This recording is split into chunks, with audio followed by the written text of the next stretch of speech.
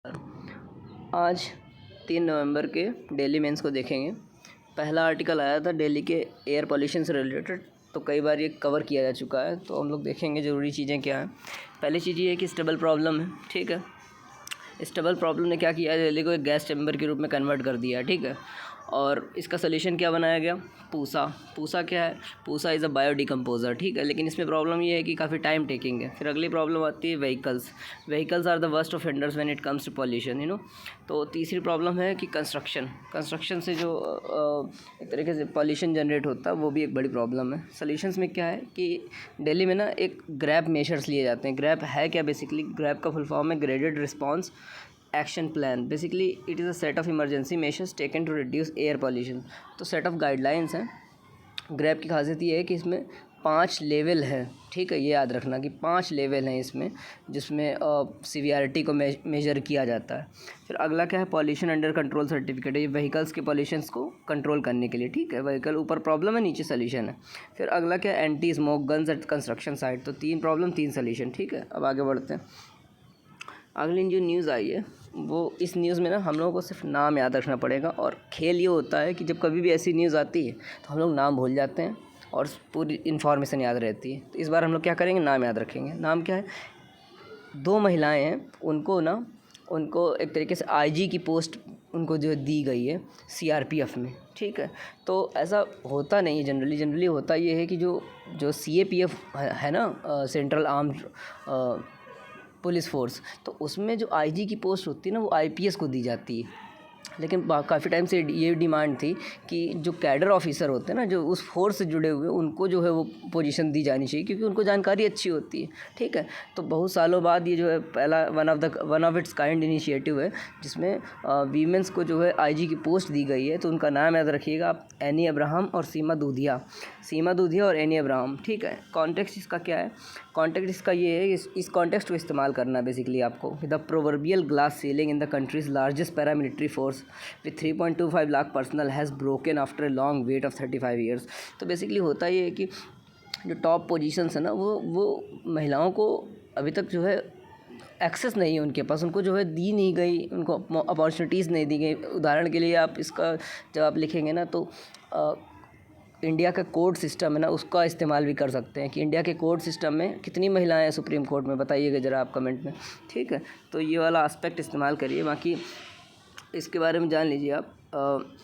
एक और चीज़ है, देखो एक और एग्जांपल है। अभी कुछ दिनों पहले एन कलाय सेल्वी, ये मैम है, इनका जो है इनको अध्यक्ष बनाया गया था सीएसआईआर का। तो इसमें क्या सिस्टम है, 80 साल बाद ऐसा हुआ कि उस बॉडी का अध्यक्ष जो है किसी महिला को नियुक्त किया गया। सिमिलरली हमारे आज के केस में क्या है कि एनी अब्राहम और सीमा दूधिया जी जो हैं, करीब 35 साल बाद ऐसा हुआ है कि महिलाओं को टॉप पोस्ट में जो है अपॉइंट किया गया है, ठीक है। तो बस ठीक है। इसमें और एक चीज़ जान लीजिए कि सीआरपीएफ के बारे में बेसिक जानकारी वैसे तो इसमें दिख रहा, बाकी आप जो इम्पोर्टेंट है सीआरपीएफ के बारे में वो जान लीजिए कि जो रैफ होती है ना, रैफ की खासियत क्या है। रैफ मतलब होता है रैपिड एक्शन फोर्स। इसका इस्तेमाल किया जाता है काउंटर प्रोटेस्ट में, sensitive law and order situations में। ड्यूटीज़ इनकी जो है, assist police force during events where heavy crowd outpours और वीआईपी विजिट। तो जैसे मोरबी ब्रिज वाला केस हो गया, या फिर ऐसा कोई भी केस जिसमें बहुत ज़्यादा क्राउड आ जाता है, तो कौन संभालता है ये सब, रैपिड एक्शन फोर्स, रैफ, ठीक है। अगला देखते हैं क्या, बाकी ये चीज़ तो वही है, ठीक है। हाँ ठीक है, ये अगली जो न्यूज़ है ये अच्छी न्यूज़ है। सबसे अच्छी न्यूज़ आज की यही है, ठीक है। वेस्ट वेल्थ एक कॉन्सेप्ट है, उस कॉन्सेप्ट को जब आप इस्तेमाल करेंगे तो आप लिखेंगे क्या वेस्ट वेल्थ में, ठीक है। तो वेस्ट वेल्थ में आप इसका एग्जांपल दे सकते हैं कि हमारे यहाँ क्या है, हम दुनिया के 2nd नंबर पे स्टील प्रोड्यूस करते हैं, क्रूड स्टील। तो जब हम स्टील प्रोड्यूस करते हैं इतनी, तो हमारे यहाँ उसका स्लैग निकलता है। स्लैग जो बेसिकली होता है वो स्टील का वेस्ट होता है। उस वेस्ट को इस्तेमाल करने के लिए नियरली 20% वेस्ट जनरेट होता है। उस वेस्ट को इस्तेमाल करने के लिए जो बॉर्डर रोड ऑर्गेनाइजेशन है BRO, तो वो लोग रोड में इस्तेमाल करेंगे उसको, ठीक है। तो इसका एग्जांपल आप दे सकते हैं कि वेस्ट वेल्थ का एग्जांपल में age of steel roads, BRO का प्रोजेक्ट है अरुणाचल प्रदेश में रोड बनाने का, उसमें इस्तेमाल होगा ये। फिर अगला क्या है, अगला ये है कि ये मुझे अच्छा लगा, हाउ टू इंट्रोड्यूस ऐसे। ठीक है, ऐसे को अगर आपको स्टोरी के माध्यम से इंट्रोड्यूस करना होगा तो आप कैसे इंट्रोड्यूस करेंगे। शुरुआत की 3 लाइनें पढ़िए, उसके बाद अपने मन से ऐड कर लीजिएगा कहाँ पे इस्तेमाल करना। 3 month pregnant Sana Raju Shaikh 28 heaved a sign of relief with the opening of, कोई हॉस्पिटल का नाम बता देना। इसमें मैं दिखाने की कोशिश कर रहा हूँ कि इस तरीके से ऐसे इंट्रोड्यूस किए जाते हैं। ठीक है, अगला जो है न्यूज़ ये है कि anti ballistic interceptor capability India ने जो है डेवलप कर ली है। तो उसका एग्जांपल आप दे सकते हैं कि एयर डिफेंस, इसका नाम है AD-1। ठीक है, तो it is capable of neutralising long range ballistic missiles and aircraft. और ये वाली जो लाइन है इक्विप्ड विद के साथ जो लिखी हुई है, किसी भी चीज़ में आप लगा सकते हैं इसको। Indigenously developed advance control system, navigation and guidance algorithm, किसी भी चीज़ में इस्तेमाल करिए। लाइन याद रखिए ऐसे, मतलब ये आइडिया याद रखिए कि समझिए कि हम लोगों के जो इंडिजीनियस डेवलप सिस्टम है ना, जैसे रडार सिस्टम जो हैं वो कहीं पे भी आप इस्तेमाल कर सकते हैं डिफेंस रिलेटेड जब क्वेश्चन आएगा तो। फिर अगला क्या है, अगला है प्रेसिट्यूड। ये एक वर्ड मिला आज किसी एक आर्टिकल में, तो इसका मतलब समझ लीजिए क्या होता है। प्रेसिट्यूड का बेसिकली मतलब होता है कि कुछ ऐसे जो मीडिया हाउसेस होते हैं, एंकर्स होते हैं जो बायस्ड ओपिनियन देते हैं, views misleading tailor to fit a particular partisan financial और बिजनेस एजेंडा। तो क्रिटिसाइज़ करना है अगर आपको प्रेस को, तब आप इसमें इस्तेमाल करेंगे प्रेसिट्यूड शब्द का। ठीक है, अगला क्या है, ये सोलार पार्कर एक मिशन है ना, तो नासा का, तो उससे रिलेटेड है बेसिकली। ठीक है, giant leap for the solar science. Giant leap क्यों कहा गया, क्योंकि सन के आउटर कोरोना के आसपास जो है रिवॉल्व कर रहा है, वहाँ पर टेम्परेचर इतना ज़्यादा होता है कि चीज़ें जो है स्टे ही नहीं कर सकती। तो उसको इस हिसाब से डिज़ाइन किया गया है कि that it can stay in the sun's upper atmosphere for the first time, ये इस वजह से इसको जो है सोलार साइंस में जायंट लीप माना गया है। फिर अगला ये है कि गवर्नमेंट जो है ना, देखो पूरे देश दुनिया में ग्रीन बॉन्ड्स इशू करते हैं सरकारें, लेकिन हमारी सरकार ने अभी तक इशू नहीं किया है, लेकिन प्राइवेट इंस्टीट्यूशंस ने इशू किया है। तो उसमें वन लाइनर के रूप में समझिए कि यस बैंक जो है, यस बैंक जो डिफ़ॉल्ट हो गई थी, तो यस बैंक पहली बैंक है जिसने ग्रीन बॉन्ड्स इशू किए थे। ठीक है, गवर्नमेंट भी इशू करेगी। तो हमारे यहाँ जो ग्रीन बॉन्ड की मार्केट है ना, करीब 1% है टोटल बॉन्ड मार्केट का, तो काफ़ी पुअर है एक तरीके से। ठीक है, हम लोग ग्रो कर रहे हैं, पर कहाँ इस्तेमाल होते हैं ग्रीन बॉन्ड्स, बेसिकली जो ऐसे काम होते हैं ना जहाँ पर रिलेटेड टू सस्टेनेबिलिटी, जैसे कि renewable energy production, waste conservation, climate resilient infrastructure, waste and pollution control, bio energy technology development, ऐसी जगह पे जो है ग्रीन बॉन्ड इश्यू होते हैं। इनकी खासियत ये होती है कि इनमें ना इंटरेस्ट रेट काफ़ी कम होते हैं। ठीक है, तो जो व्यक्ति इशू करता है उसको जो है फ़ायदा होता है इसमें को मिला करके। ठीक है, कम कास्ट में उसको कैपिटल मिल जाता है। Countries green bond share of just 1%।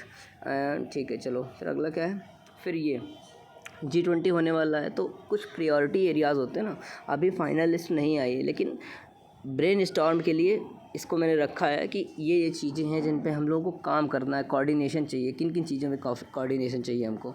Life style for the environment, women empowerment में हमें कोऑर्डिनेशन चाहिए। Digital public infrastructure, tech enable development in areas ranging from health, agriculture. देखो हम लोग डेवलपमेंट लिखते हैं, लेकिन लिखना है टेक इनेबल्ड डेवलपमेंट। चीज़ें थोड़ी सी हैं, आसान सी हैं, सुनने में ऑब्वियस भी लगती हैं, लेकिन हकीकत ये है कि लिखने की क्वालिटी इंप्रूव होती है इससे।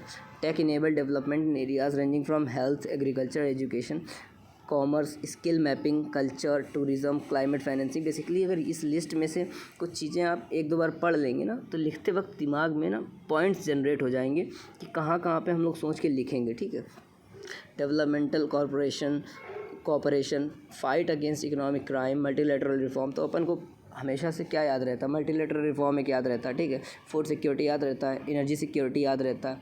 ठीक है, हाइड्रोजन इकोनॉमी को डेवलप करना, ये भी चलो ठीक है। उसके बाद अब इसमें क्या, इसने मुझे क्या बताया, इसने मुझे बताया कि आप जो है क्रॉस बॉर्डर टेररिज्म उसको भी इंक्लूड करिए जब कभी भी ब्रेन स्टॉर्म करिए, उस समय सोचने के दौरान। ठीक है, फूड सिक्योरिटी तो हो ही गया। फिर देखो स्किल मैपिंग को इंक्लूड करिए, कल्चर एंड टूरिज़्म को इंक्लूड करिए अपने दिमाग में जब आप सोच रहे होते हैं। ठीक है, क्लाइमेट फाइनेंसिंग, सर्कुलर इकोनॉमी को इंक्लूड करिए, इकोनॉमी को नहीं, सर्कुलर इकोनॉमी को। ठीक है, डेवलपमेंट नहीं, टेक इनेबल डेवलपमेंट। ठीक है, तो ऐसी चीज़ें हैं। ठीक है, और क्या है, फिर अगली एक न्यूज़ ये निकलती है, मिंट की न्यूज़ थी कि गवर्नमेंट ने क्या किया है, 5 नए यूरिया के प्लांट्स को इंडक्ट किया हुआ है। कहाँ पे, एक तो गोरखपुर में, फिर दूसरा तलचर में है, ठीक है, और फिर तीसरा सिंदरी में है, फिर एक बरौनी में है, और फिर एक रामागुंडम में है। ठीक, तो ये 5 प्लांट हैं। तो बेसिकली इनका ऑब्जेक्टिव है सरकार का ये है कि 2025 से हम लोग ना यूरिया इंपोर्ट करना बंद कर देंगे, यानी कि हम अपनी कैपेसिटी को डेवलप कर लेंगे। ठीक है, तब तक तो बेसिकली कहना आसान होता है, करना कठिन होता है, लेकिन हमको फैक्ट से मतलब है। ठीक है, फैक्ट हमारे लिए क्या है? फैक्ट हमारे लिए ये है कि अगर प्रीलिम्स में ये लिख के आएगा कि इंडिया अपना 50% से ज़्यादा यूरिया इंपोर्ट करता है, तो फैक्ट गलत होगा, क्योंकि इंडिया ना करीब 30% के आसपास जो है अपनी डिमांड्स जो इंपोर्ट से पूरी करता है, ये याद रखना बस। और एक चीज़ ये कि जितना भी फर्टिलाइज़र हम इंपोर्ट करते हैं, उसमें 70% जो कॉस्ट होती है वो यूरिया की होती है। ठीक है, बस ये फैक्ट याद रखना है। और बाकी यूरिया कहाँ से इंपोर्ट करते हैं, तो वो आप देख सकते हो कि Qatar, Saudi Arabia, United Arab अमीरात, ओमान और भी कंट्रीज़ हैं, जैसे कि इजिप्ट हो गया, जॉर्डन हो गया, है ना, इनसे भी हम लोग जो है इंपोर्ट करते हैं। तो बस यही चीज़ थी। आज के लिए इतना ही, धन्यवाद।